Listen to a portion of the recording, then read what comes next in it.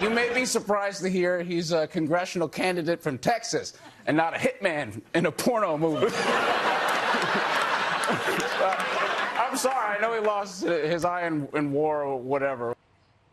Saturday Night Live's joke, so-called, about my next guest, war veteran Dan Crenshaw, did not sit well with a lot of people this week. And now one of the show's co-stars says that they are looking for ways this weekend to right that wrong.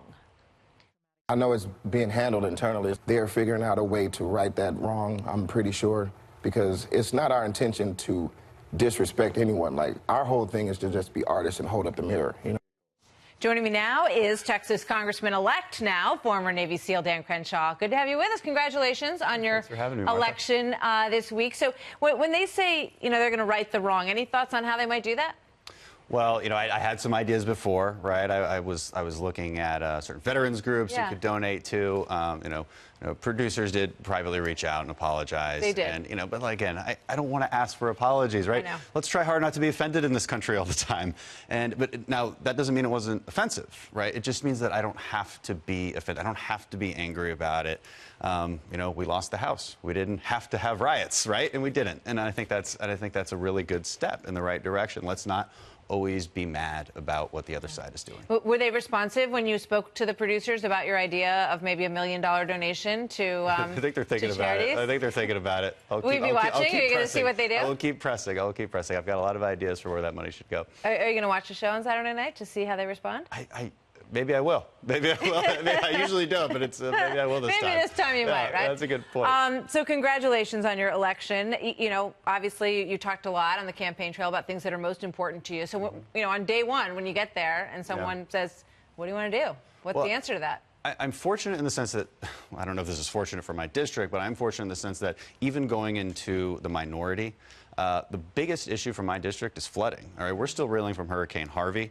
And we need the infrastructure in place. I need to be able to work with the Army Corps of Engineers to ensure that those projects go forward and that Houstonians feel like next time there is a Hurricane Harvey, we're not going to get flooded. I think there's other issues we can work on too. Workforce training, getting that middle skill labor force up to speed in this country. You know, we have 7 million job openings. It's a good problem to have, but you know, how do you fill that gap? And it's a skills gap most often.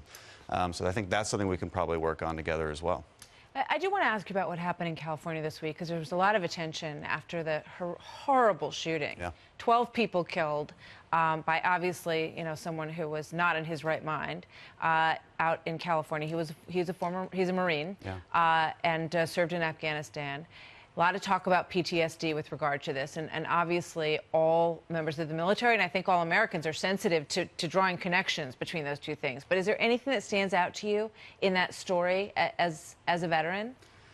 Geez, as a veteran, you know, first it's heartbreaking story. I can't even imagine what those families are going through. There's actually a fellow SEAL who lost his son there, and it's truly unimaginable.